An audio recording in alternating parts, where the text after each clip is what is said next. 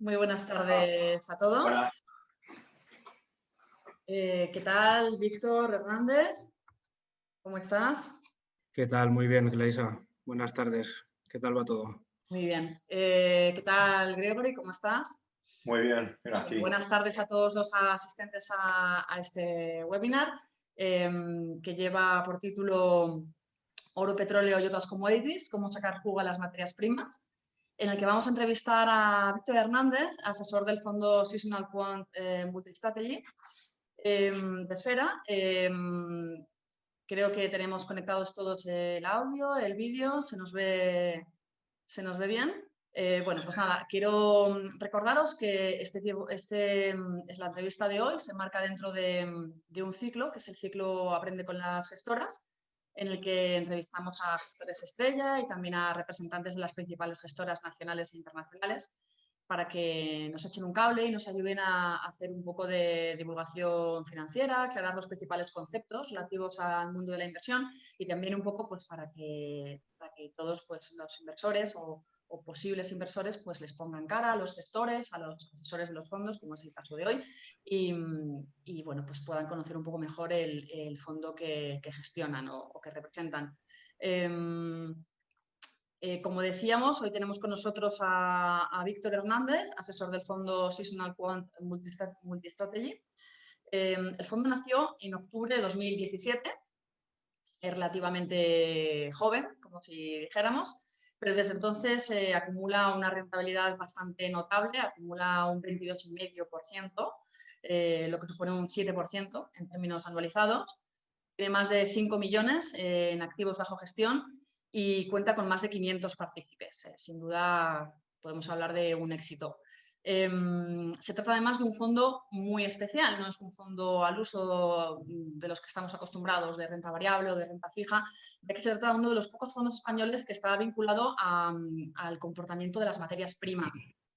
Para ello, toma como referencia el índice Bloomberg Commodity Index e invierte en derivados de materias primas utilizando un análisis cuantitativo de las pautas estacionales y también fundamentales. Esto que acabo de decir yo, que suena un poco bastante complicado, bastante técnico, nos lo va a aclarar Víctor ahora en las preguntas que vamos a hacer a continuación. Después de la entrevista a Víctor, abriremos el turno de preguntas en el que podréis formular todas vuestras dudas a través del chat, tanto de las cuestiones que hayamos visto durante la entrevista como otras dudas que os puedan plantear pues, este tipo de activos que son los protagonistas en el webinar de hoy, que son las materias primas. Bueno, pues entonces, comenzando con la entrevista, Víctor, decíamos que, bueno, pues que el fondo que gestionas, el Esfera Seasonal Quant Multi-Strategy, utiliza derivados de materias primas con un análisis cuantitativo de las pautas estacionales y fundamentales. ¿Podrías traducir al román paladino en qué consiste exactamente esta estrategia de la manera más divulgativa posible, por favor? Pues sí, Clarisa. Como bien has avanzado, Seasonal Quant opera en los mercados de materias primas, pero con una peculiaridad importante, y es que las estrategias que nosotros planteamos son siempre cubiertas y no direccionales, lo cual minimiza muchísimo el riesgo que se asume.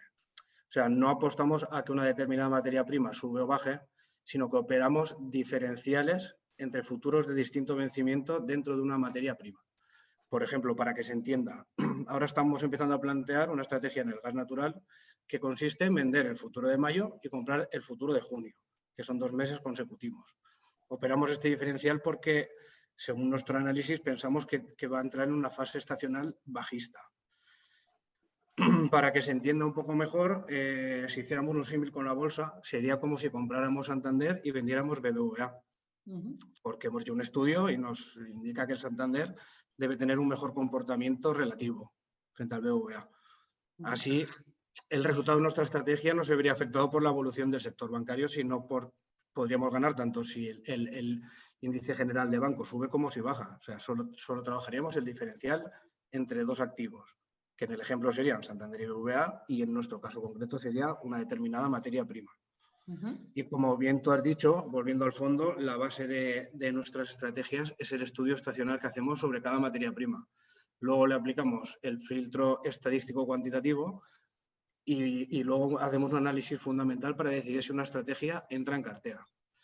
Por norma general, solo planteamos estrategias que hayan tenido un porcentaje de acierto superior al 70% en los últimos 15 años. Vale, pero entonces, ¿podrías contarnos un poco más sobre este concepto de la estacionalidad en la cotización de las materias primas? Porque es una de las principales bazas que jugáis, ¿no? A la hora de Sí, tener rendimientos con vuestro fondo. ¿Cómo es esto de la estacionalidad y cómo afecta a este tipo de activos? es el concepto en el que se fundamenta la estrategia, el aspecto principal. La estacionalidad de una materia prima podríamos definirla en cómo se mueve una materia prima durante las distintas épocas dentro de un año natural, que siempre va en función de los factores de oferta y demanda que le afectan. Todas las materias primas tienen pautas de comportamiento que se repiten año tras año y esto realmente es una gran ventaja que tenemos frente a otro tipo de activos, como la bolsa o la renta fija. Por ejemplo, en el trigo o en otro tipo de granos que también trabajamos, hay una época de plantación, hay otra época de crecimiento, donde empiezan a aparecer riesgos climatológicos, lluvia, temperatura, nieve, que le afectan, y esto suele provocar tensionamientos al alza en los precios. Luego ya en la fase de recogida, se recoge, se empieza a almacenar, y si las cosechas están dentro de unos parámetros habituales, normales, en calidades, cantidades, lo habitual es que se empiecen a relajar los precios. Aquí también es muy importante saber, dentro de una estacionalidad que nosotros estudiamos, luego los fundamentales para saber adaptar la estrategia o si es apta o no para entrar en cartera. Obviamente, hay muchos otros factores que influyen, si no, esto sería muy fácil. Por ejemplo, exportaciones, importaciones, stocks, tendencias de consumo, producciones de los principales países productores. Por ejemplo, en el caso que hablábamos del gas natural o energía en general, influyen mucho las previsiones climatológicas y de temperaturas. Todo esto es lo que estudiamos a fondo en el Seasonal Quant a la hora de hacer el análisis fundamental de una operación. Es una tarea titánica, ¿no, Víctor? Quiero decir, tener en cuenta tantísimos factores que influyen a la vez sobre el precio de las materias primas. Sí. Es la verdad es que lleva mucho trabajo y por eso tenemos un equipo de 3 personas que somos los que estamos en el día a día del fondo realizando todo este tipo de análisis. Leyendo informes continuamente, viendo previsiones, haciendo análisis. Sí, la verdad es que sí, que no es un fondo al uso como cualquiera que podemos encontrar de renta variable, que también requerirán obviamente su tiempo de estudio y análisis. Esto es distinto. Esto aquí engloba mucho más parámetros, como si dijéramos. Es un poco el valor que también ofrecemos nosotros. Vale, pues antes has apuntado un poco por encima, has enumerado algunos de los factores que influyen a la hora de formar precios en las materias primas, pero me gustaría que los analizáramos un poquito más, Víctor. Hemos hablado ya de la estacionalidad, que yo creo que se ha entendido bien, tal y como nos lo has explicado, cómo pues, en las diversas estaciones pues, hay una tendencia en el comportamiento de las materias primas. Que, por cierto, me pregunto si esa estacionalidad afecta de igual modo a todas las materias primas o hay materias primas a las que les afecta más la estacionalidad que a otras. Pues generalmente todo lo que son productos agrícolas, de alimentación, energéticos, son a las que más les afecta. Por ejemplo, si en el tema de oro y plata, ahí sí que no vemos estacionalidades tan claras. Claro. Pero sobre todo en productos agrícolas y energía sí, que al fin y al cabo es gran parte de nuestra cartera. Y entonces, yéndonos ya a otros factores, como decíamos, que influyen en el precio de las materias primas, que antes los has enumerado un poco más por encima, pero analizándolos un poco más, ¿qué otros elementos habría que influyen en la fijación de precios? O sea, ¿te refieres aparte de lo que hemos enumerado de...? Sí, me comentabas, no, pero recordar un poco los que has estado enumerando antes y analizarlos un poco más para que los asistentes a este webinar pues, puedan verlos un poco más de cerca. El de la estacionalidad ya lo hemos visto con un poco más de profundidad. ¿Qué otros elementos de los que has mencionado antes? Pues, no sé si nos los podrías recordar para que los viéramos un poco más despacio, los analizáramos un poco mejor. Vale, pues mira, por ejemplo, en energía hemos dicho que es muy importante analizar diariamente los riesgos climatológicos y las condiciones climatológicas. Pero claro, esto hay que hacerlo a toro pasado, ¿no? Quiero decir, las previsiones No, meteorológicas no son fáciles de...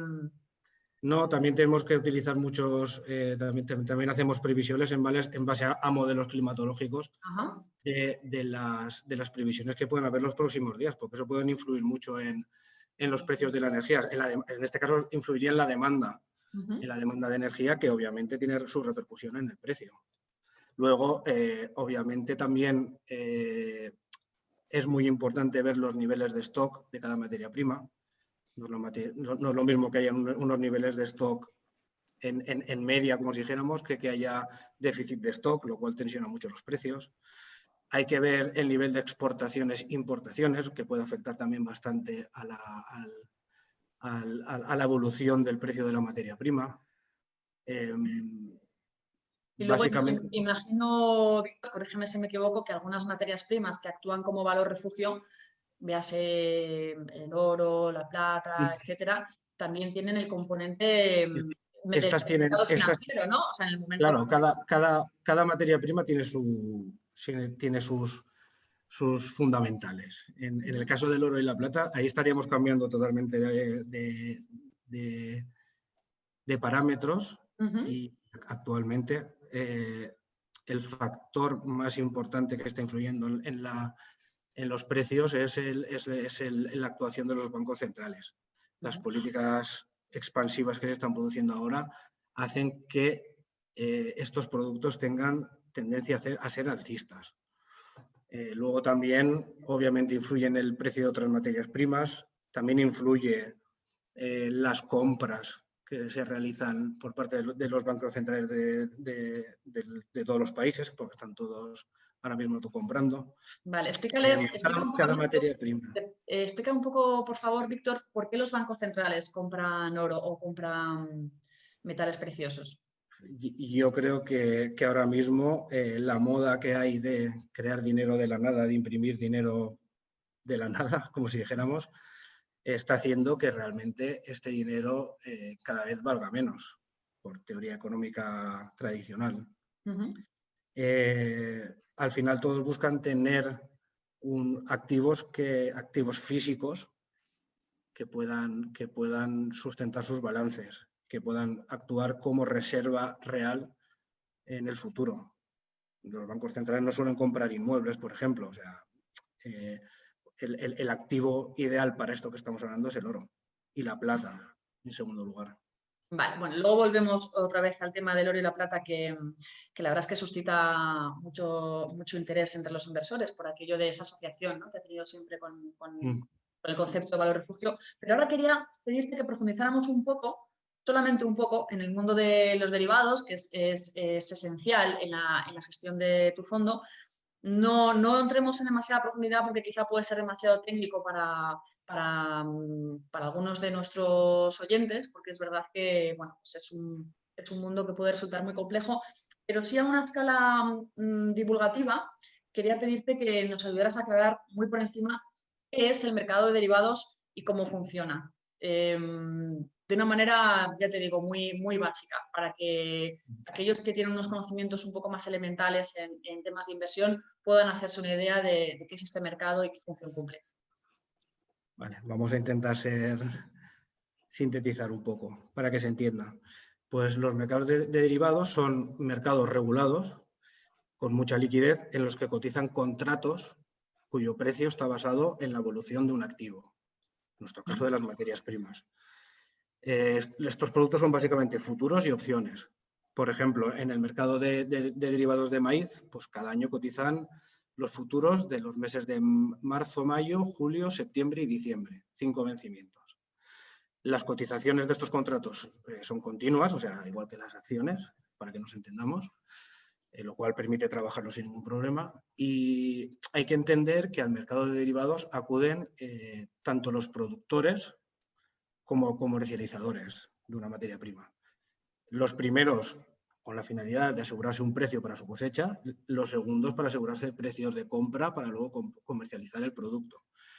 y, por supuesto, pues también acudimos los inversores para tratar de sacar beneficio de ellos. Bueno, simplemente añadir a lo que comentas, Víctor, que de algún modo lo que estamos dando es de compromisos de compra o compromisos de venta a precios pactados, que pueden ser compromisos o pueden ser opciones. Puedes ejercitar o no esa posibilidad, pero al final de lo que hablamos es de eso, un compromiso, una posibilidad de adquirir un bien, en este caso una materia prima, a un determinado precio. Eso es más o menos el concepto de mercado de derivados. Efectivamente. Y lo que es importante saber, para que no estén familiarizados, lo que hemos dicho, que es que esto tiene una cotización continua al segundo, tiene sus movimientos, o sea, tiene un volumen enorme. El mercado de derivados en el mundo es enorme y que son muy líquidos y que resultan muy fáciles para trabajar. O sea, da mucha facilidad para trabajar. Y luego estos compromisos de compra o estos compromisos de venta se ejercitan a determinados plazos. O sea, a un determinado al vencimiento, plazo claro. realizas esa compra o no, o realizas esa Claro. venta. Y claro, estos precios varían, o el precio al que cotizas el contrato varía en función del plazo, ¿no? Porque Efectivamente. es un poco con lo que jugáis vosotros, en el fondo también. Claro. Obviamente a vencimiento solo van los comerciales, o sea, productores y comerciales, que son los que van a tocar la materia prima.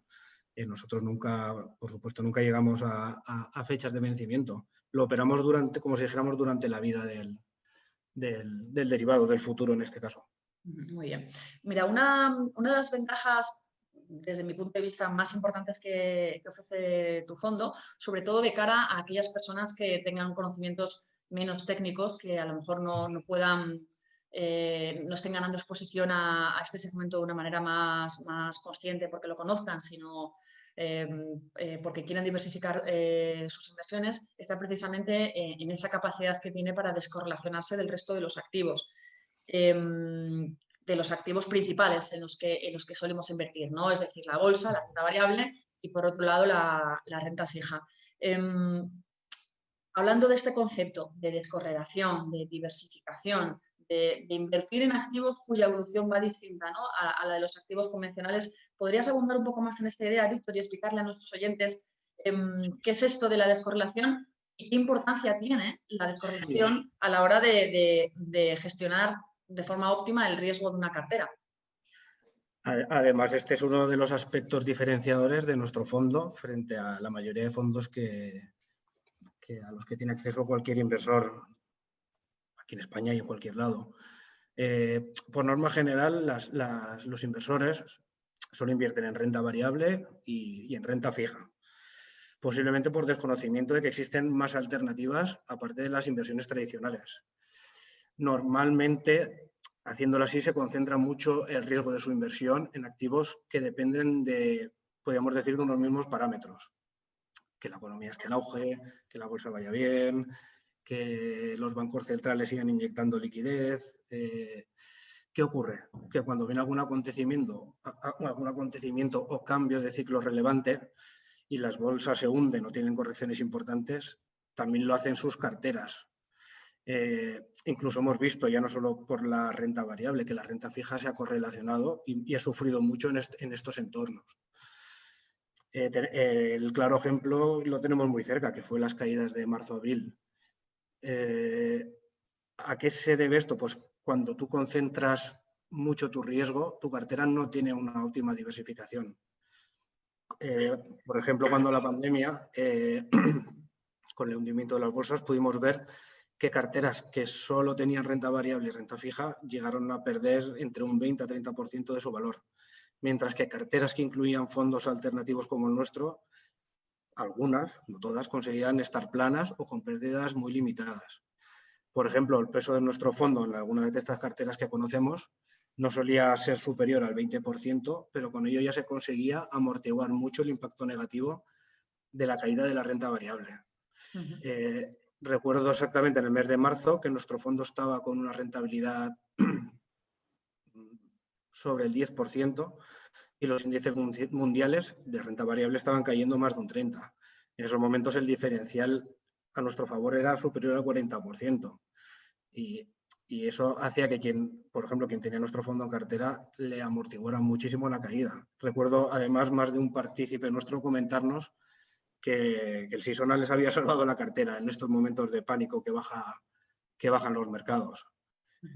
Lo que está claro es que cuanto más diversificada esté una cartera, y eso implica tener productos descorrelacionados entre sí, pero descorrelacionados porque mucha gente dice, no, yo tengo renta variable europea, americana, emergente, tal, vale. Esta descorrelación es muy relativa porque realmente están correlacionados en un 70-80%. Los productos descorrelacionados pueden ser fondos long short, como el nuestro, que hacen estrategias alternativas. Si tú incluyes este tipo de productos, es muy evidente que tu cartera va a estar más preparada para épocas de turbulencias en los mercados. No vas a depender solo de los parámetros que estamos diciendo, económicos, de liquidez y tal, que marcan un poco el devenir de las bolsas y últimamente también de la renta fija. Bueno, lo que decimos siempre, lo que intentamos recordar siempre en nuestros webinars y en todos nuestros contenidos de divulgación financiera, y es la importancia de la diversificación, de no poner todos los huevos en la misma cesta.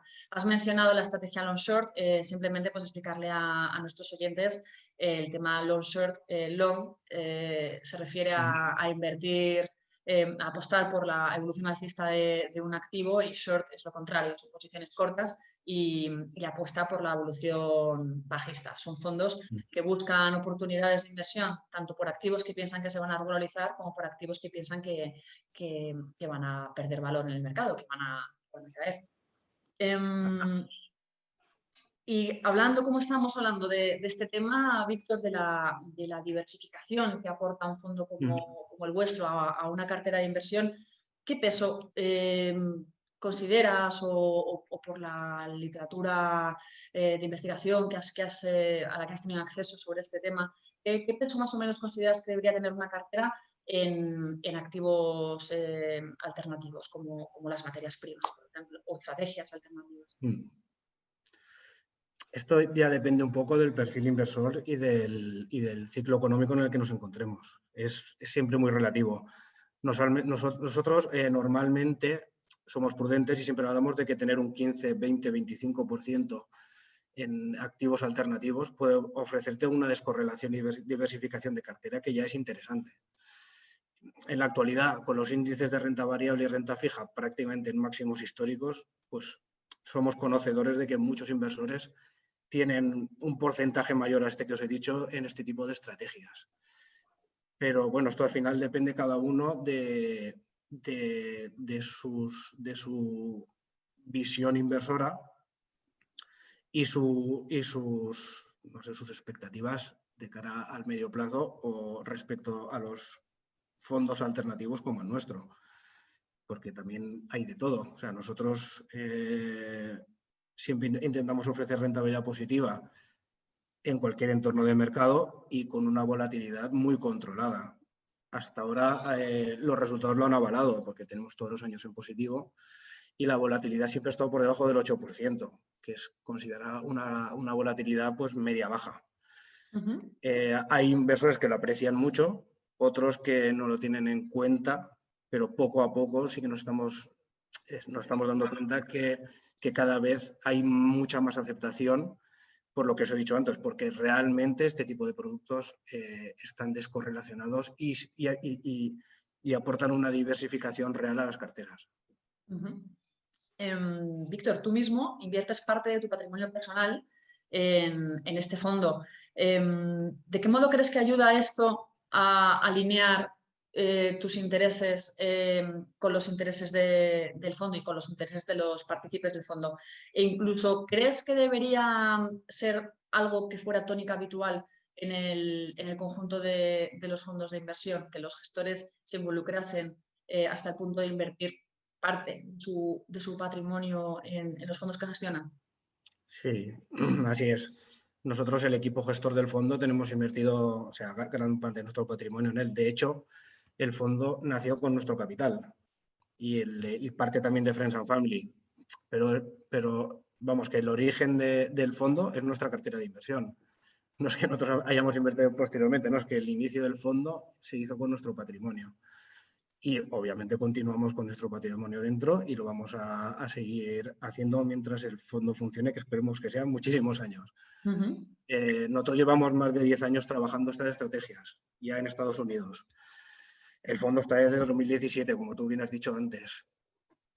Confiamos plenamente en lo que hemos estado haciendo durante estos años y la verdad es que los resultados nos avalan. Somos los primeros que creemos que en esta filosofía de inversión, y entiendo que todo gestor debería hacer lo mismo, puesto que este es el principal aval que podemos ofrecer a nuestros partícipes. Nuestro interés, al fin y al cabo, es que este sea un producto que todos los años ofrezca una rentabilidad positiva, que sea muy consistente, independientemente siempre del entorno económico, porque tenemos capacidad para hacerlo y nuestras estrategias no dependen del entorno económico. Y hasta ahora lo hemos conseguido.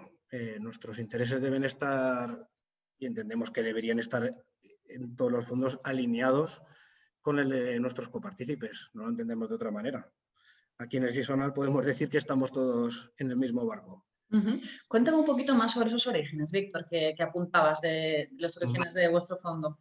¿En qué momento se os ocurre esta idea y cómo nace? Pues el fondo, nosotros desde hace más de 10 años estamos realizando este tipo de operativa en Estados Unidos.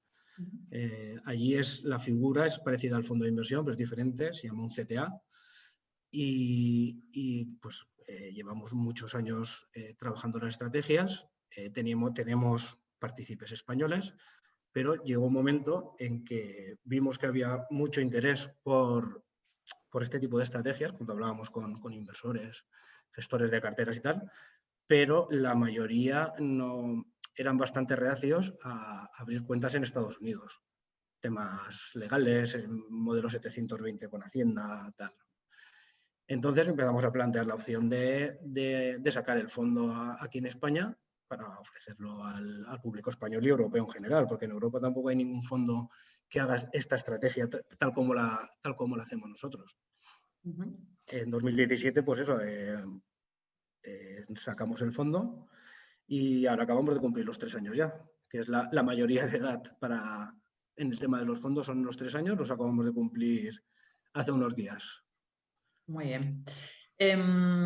Más allá de fondos como el vuestro, ¿de qué maneras puede el inversor particular, el inversor retail, ganar exposición al mercado de las materias primas? Me imagino que, bueno, ya me comentabas que hay muy pocos fondos de estas características, sí, pero bueno, imagino que también podrán utilizar ETFs o...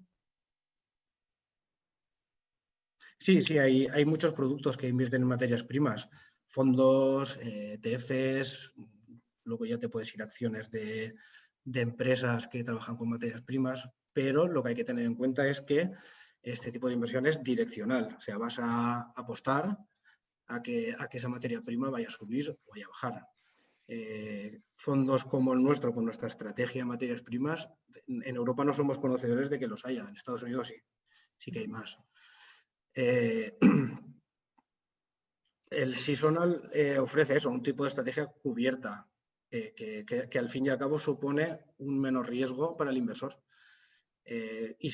pero manteniendo siempre la opción de tener rentabilidades interesantes. Como bien has apuntado al principio, tenemos una rentabilidad anualizada del 7%. En el año 2018 creo que fue un 4,11%, que fue un año en el que 93% de los fondos perdieron dinero en España.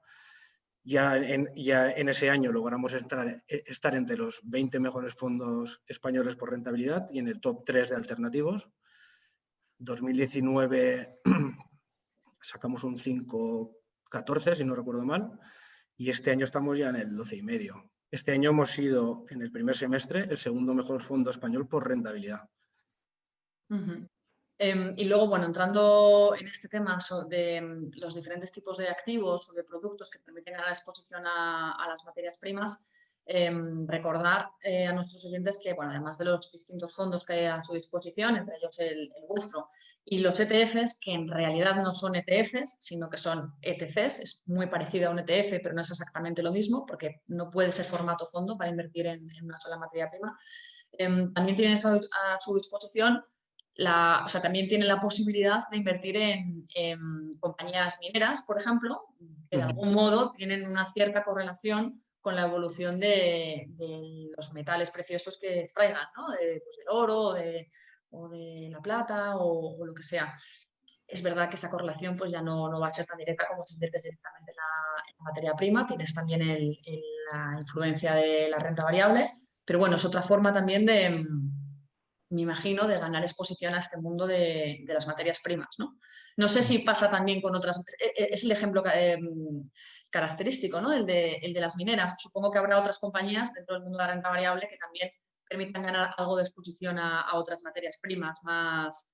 Bueno, no sé si el petróleo, las Petróleo, petroleras o incluso alguna compañía agrícola por la evolución de alguna materia prima relacionada con la agricultura o esto ya...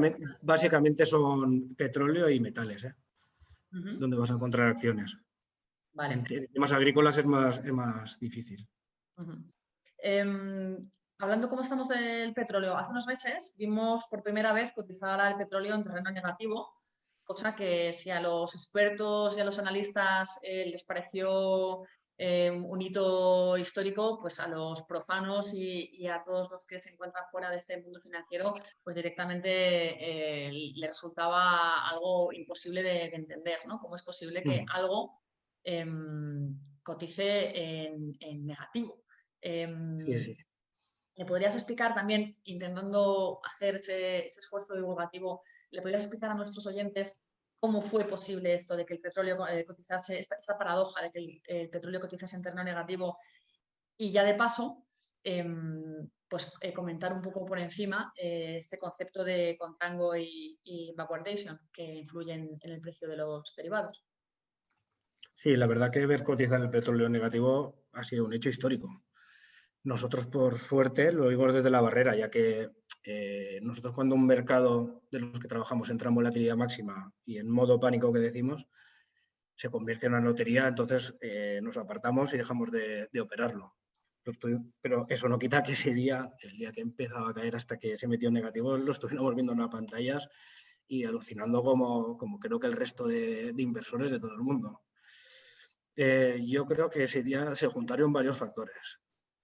Veníamos de la época del confinamiento de la pandemia, el inicio de la pandemia, la demanda de petróleo bajó muchísimo, los stocks empezaron a ser enormes, empezaron a bajar los precios, empezaron a entrar especuladores, a comprar 10, 8, 6, petróleo regalado, 5, 3, empezaron a saltar stops.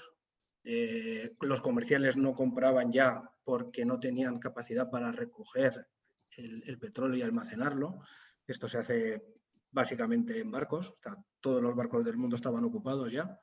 No había manera, de hecho los fletes de los últimos barcos se dispararon. No había manera de conseguir un medio para que te entregaran el petróleo y poder almacenarlo.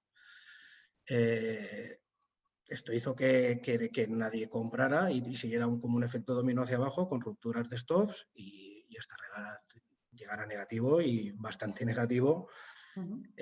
Yo creo que el mercado no estaba preparado para que una materia prima cotizara negativo. O sea, pilló por sorpresa a todo el mundo. ¿Era la primera vez que una materia prima cotizaba en Sí. negativo? Es la primera vez, sí. No había pasado nunca.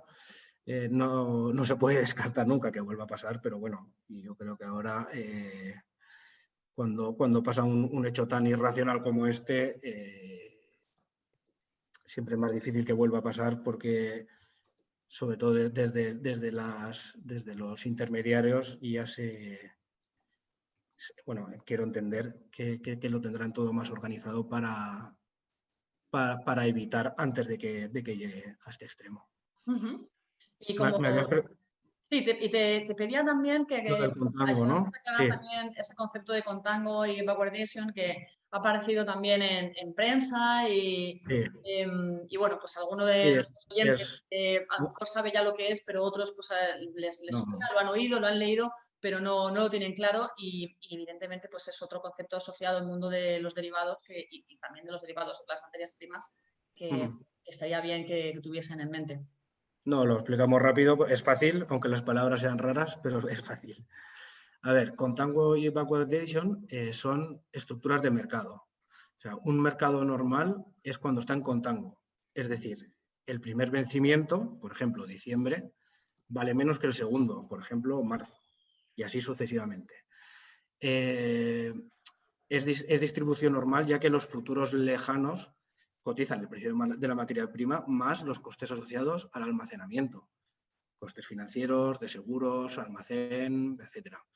Entonces, lo lógico y normal es que una materia prima entregada en una fecha posterior valga más por esto. Si esto no ocurre, es decir, que el futuro lejano cotiza por debajo del anterior, entonces decimos que el mercado se ha invertido y entra en backwardation. En backwardation, obviamente, ya no se paga el almacenamiento del producto, ya que normalmente esto pasa porque hay escasez y los operadores no quieren correr el riesgo de no poder comprar la materia prima y la quieren ahora y ya.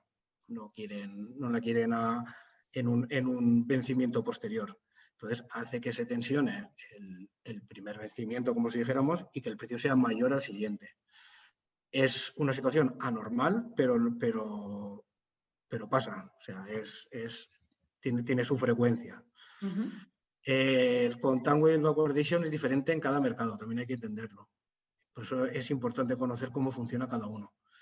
Esto es una de las cosas que hacemos en el fondo también, analizar y conocer bien los fundamentales de cada materia prima para saber por qué sientan backwardation las razones y cómo pueden afectar a nuestra operativa. Vale, estábamos hablando antes del oro.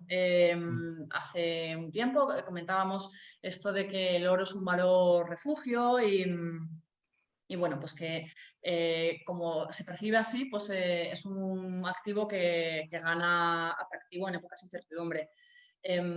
Y de hecho hay inversores particulares que a lo mejor no tienen grandes conocimientos sobre el mundo de las materias primas o incluso sobre el mundo de la inversión, que tienen esta noción de que es un valor refugio y quiere oro, pensando que de algún modo eso va a proteger su cartera o va a proteger su patrimonio en momentos de fuertes turbulencias. Tú a este respecto, ¿qué les dirías a estos inversores? ¿Que hacen bien en recurrir al oro o a la inversión en oro en momentos de crisis? ¿O que quizás están dejando a un lado el hecho de que es un activo que es muy volátil, mucho más volátil a lo mejor de lo que la gente piensa y que en su precio influyen un montón de factores que no son fáciles de anticipar y que a lo mejor te llevan un susto si recurren a él como valor refugio? ¿Qué recomendación les harías en este sentido?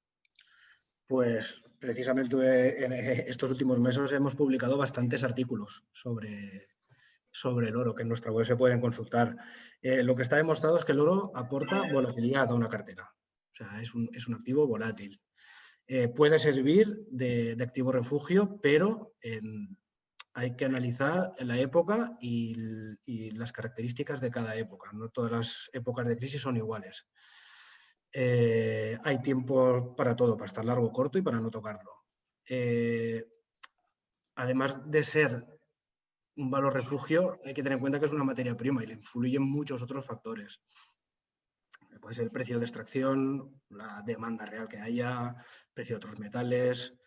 En la actualidad, como ya os he dicho un poco anteriormente, uno de los factores que más pesa en la evolución de los precios del oro es la acción de los bancos centrales y sus políticas ultra expansivas. Claro, una crisis con política ultra expansiva va a mantener bastante bien el precio del oro, incluso hacer que crezca como ha sido el caso ahora.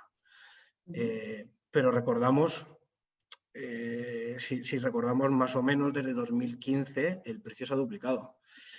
Ahora parece que está consolidando estas subidas. En el corto plazo, nosotros barajamos que la zona de 1800 puede ser soporte para eventuales caídas. Pero las condiciones son cambiantes, no se pueden poner niveles fijos. Un análisis puede cambiar de un día a otro, según cambien los factores que le pueden influir. Vale.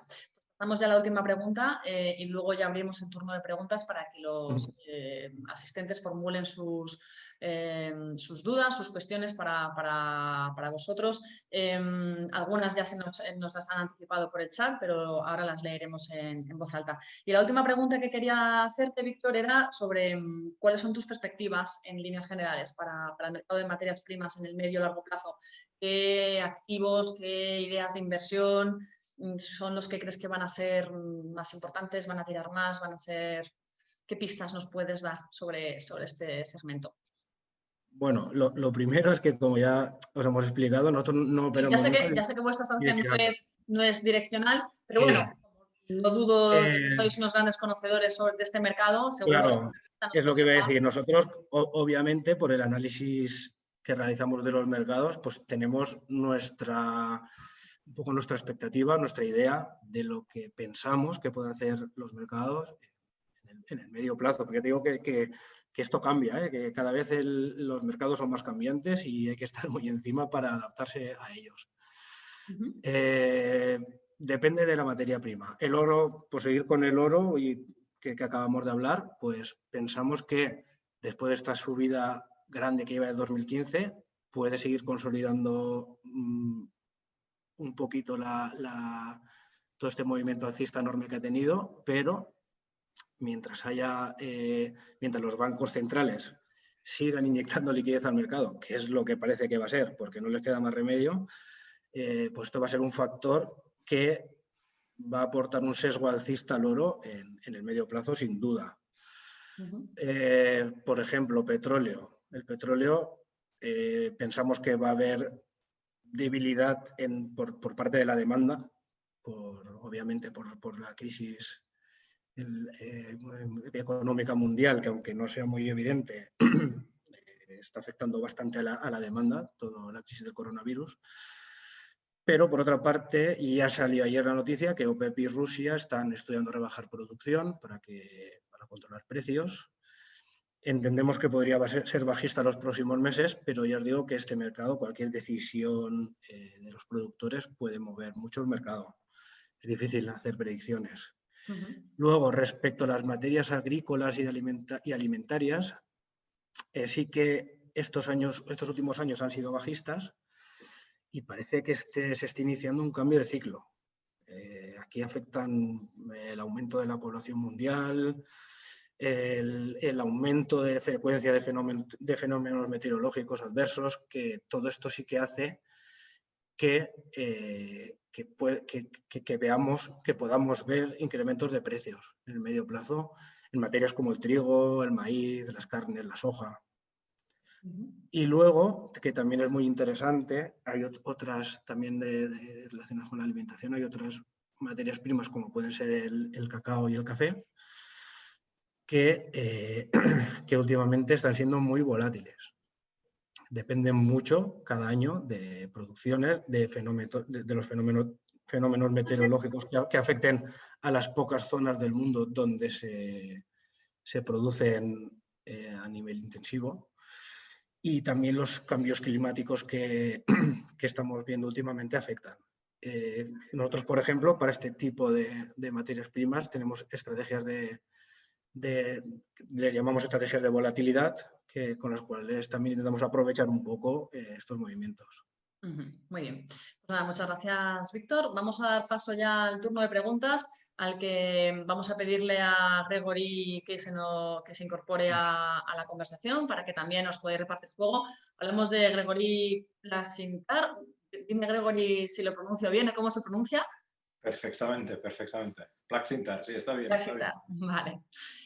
Bueno, Gregory es coasesor del fondo. Y bueno, pues vamos a leer en voz alta las preguntas que están empezando a formularnos ya los asistentes y vosotros pues decidís, bueno, os vais repartiendo juego, Víctor, Gregory, ¿quién de los dos queréis que conteste cada una de las cuestiones que nos van planteando los... Como ha hablado tanto Víctor, intentaré contestarlas yo. Ya lleva mucho tiempo hablando. Yo no he hablado porque aún estaríamos con la segunda pregunta. Suelo rollar bastante, entonces hemos decidido que presente el webinario mejor Víctor.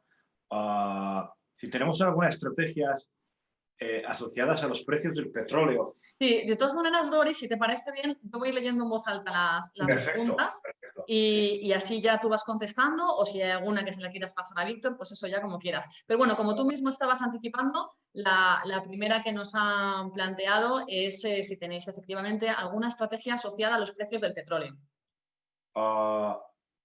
A veces tenemos y a veces nosotros nos gustan más los derivados del petróleo. Del petróleo lo que hay que saber que es muy, se ha vuelto muy algorítmico, ¿vale? Es decir, todos los robots del mundo trabajan en petróleo por la gran liquidez que tiene y esto ha hecho que su factor estacional no sea tan importante como era hace 10 años, ¿vale? Y por eso a nosotros nos gusta mucho más lo que es los derivados del petróleo, que es la gasolina y el gasóleo de calefacción, o solemos hacer lo que son los cracks del petróleo, es decir, estamos buscando las refinerías. Perdona que ha llegado mi hija. Vale, pues igual, Víctor, ¿puedes tomar tú el testigo de Gregory? Bueno, ya se ha ido. Lo que iba a decir que la volatilidad es... nosotros miramos más porque estacionalmente, por el frío y por el calor, la demanda de esos productos por los institucionales hace que sean muchos más estacionales que el crudo. A veces tocamos crudo, simple, pero no es nuestra estrategia. No se acopla tanto a nuestros análisis fundamentales. Muy bien. Pregunta Juanjo sobre las comisiones del fondo. Si podéis comentar cuáles son y si tenéis planteado la posibilidad de poder bajarlas en el futuro. Nosotros tenemos una comisión bastante estándar en España, el 1,359. No lo hemos barajado y creo que en el futuro próximo tampoco barajaremos el cambio de las comisiones, ya que hay que tener en cuenta que somos un fondo de gestión activa. Estamos haciendo mucho análisis fundamental, somos un equipo de más gente.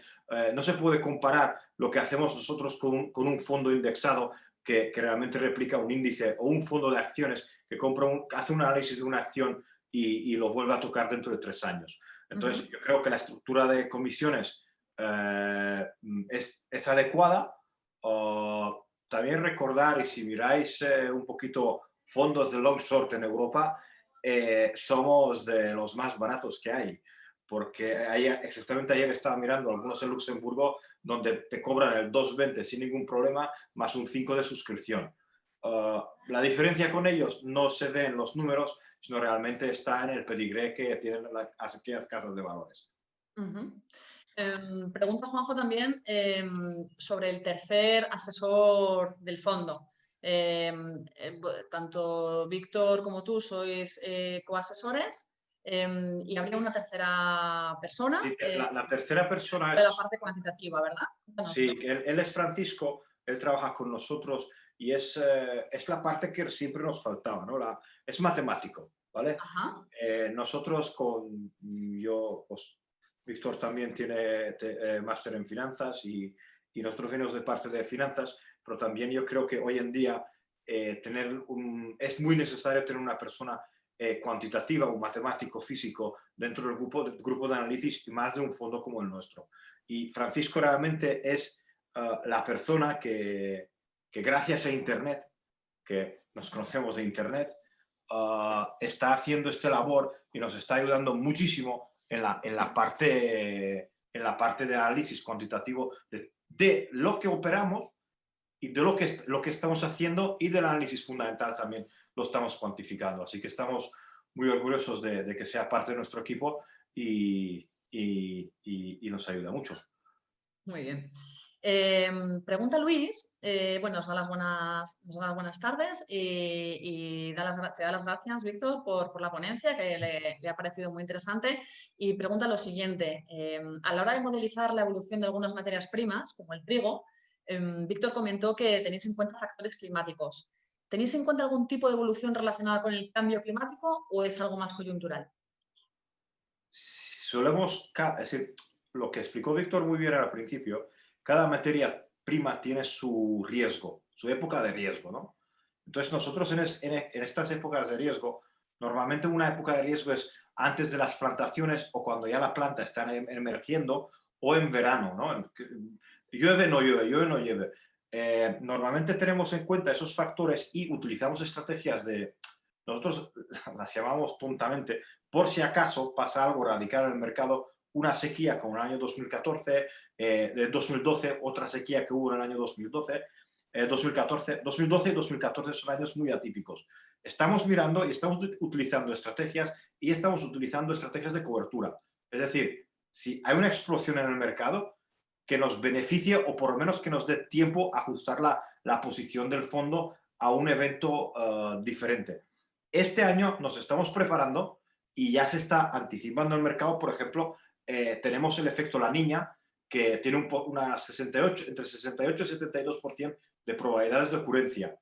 Sequías en Argentina, mucho más frío en Estados Unidos y en el hemisferio norte, y eso lo tenemos en cuenta, básicamente reduciendo exposición, esperando desviaciones por encima de la media, y luego tenemos estrategias que se aprovechan de estas explosiones. Pues Gregory, pregunta Enrique, pregunta, le gustaría saber vuestra opinión sobre cómo están actuando diversos fondos soberanos deshaciéndose de los combustibles fósiles. ¿Qué opináis sobre la inversión sostenible? Tenemos un compañero que tiene un fondo de inversión sostenible. No estamos muy al día en la inversión sostenible. Nosotros realmente lo que hay que tener en cuenta es que la mayoría de los mercados que operamos son mercados de granos, ¿vale? Y mercados de carne y también energías. Los combustibles fósiles, sabemos todos la historia de los combustibles fósiles, se van a cambiar. Lo que sí que lo que os prometo, que estoy mirando muchísimo, nuevos mercados, como son los mercados de energía renovable, ¿vale? Hay futuros de energía renovable en Estados Unidos y estamos mirando y analizando posibles adquisiciones de los certificados de energía verde, ¿vale? A largo plazo. ¿Por qué? Porque ya sabemos que con esto podemos contribuir un poquito en cuanto a esta nuestra huella que dejamos de operar los mercados energéticos, tirando un poquito hacia los mercados verdes. Es un mercado nuevo y es un mercado que sí que lo estamos estudiando. Muy bien. Pregunta Juan que cómo habéis hecho para controlar la volatilidad. La verdad es que tenéis un dato de volatilidad que es muy, muy interesante, ¿no? Es un logro, ¿no? El haber conseguido una volatilidad media-baja por debajo del 8%. ¿Cómo habéis hecho para mantener la volatilidad bajo control, además en un mercado como el vuestro, ¿no? Que es tan complejo y tan voluble y tan difícil de gestionar, de prever? 10 años, muchos miles de horas delante de las pantallas, gestión activa y realmente lo que hemos explicado. Nosotros operamos dos diferenciales, el long short, el BBV Santander, ¿vale? El diferencial del movimiento, es decir, en un día alcista, va como hoy, ¿vale? Hoy parece que el mercado pues, es muy alcista y todo el mundo está muy contento. Si tú estás direccional, tú vas a ganar ese 3% o no sé cuánto subió BBVA y Santander, ¿no? Pero hoy hubiera subido las dos empresas, Santander y BBVA, ¿vale? Como en el ejemplo de Víctor, decía que a lo mejor apostamos por Santander porque pensamos que es mejor, el Santander hubiera subido un 3,3 y el BBVA solo un 3. Nosotros hubiéramos ganado solo un 0,3, ¿vale? Pero tener en cuenta que este tipo de estrategias tenemos en muchos mercados. Descorrelacionamos nuestras estrategias, descorrelacionamos nuestro mercado y además estamos mirando mucho riesgo. Inclusive así, hay épocas donde se gana más, hay épocas donde se puede llegar a tener una baja de la cartera. Pero ¿qué es todo esto? Es una masa grande de muchas estrategias descorrelacionadas que buscan un rendimiento. Y lo que ha dicho Víctor, todas intentamos que sean con una estimación de un 70-80% de probabilidades de ocurrencia. Pero eso es pasado. Pero salimos del pasado, que tenemos muchas probabilidades y nos descorrelacionamos. El mensaje que siempre queremos transmitir, aunque no hagan spread en otros productos, descorrelacionarse, buscar cosas diferentes. No pongáis los huevos en la misma cesta. Ya sé que es muy difícil, pero eso es lo que nosotros pues llevamos haciendo 10 años. Vale. Preguntaba también Enrique que si invertíais solamente en la materia prima o también en cotizadas relacionadas con la materia prima. Entiendo que efectivamente el mundo de las cotizadas lo dejáis a un lado y de hecho os centráis en estos temas de los derivados con materias primas y Lo que tenemos que entender que una empresa es una persona que hace un negocio con aquella materia prima. Es decir, una minera es una empresa que extrae oro del suelo, ¿vale? Tiene sus gastos y tal. El oro es una materia prima, ¿vale?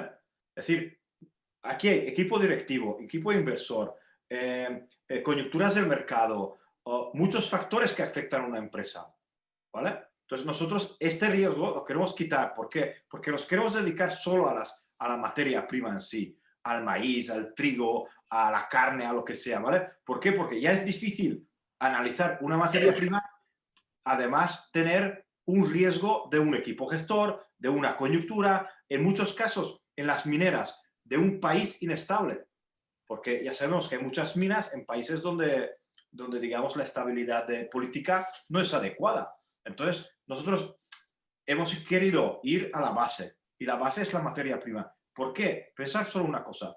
Todo lo que tocáis, todo, desde el café, la tostada, la calefacción de tu casa, el coche que coges para ir al trabajo, todo es materia prima. Lo tocamos todos los días, está alrededor nuestro, y luego hay un factor que yo siempre decir, que es que lo conocemos.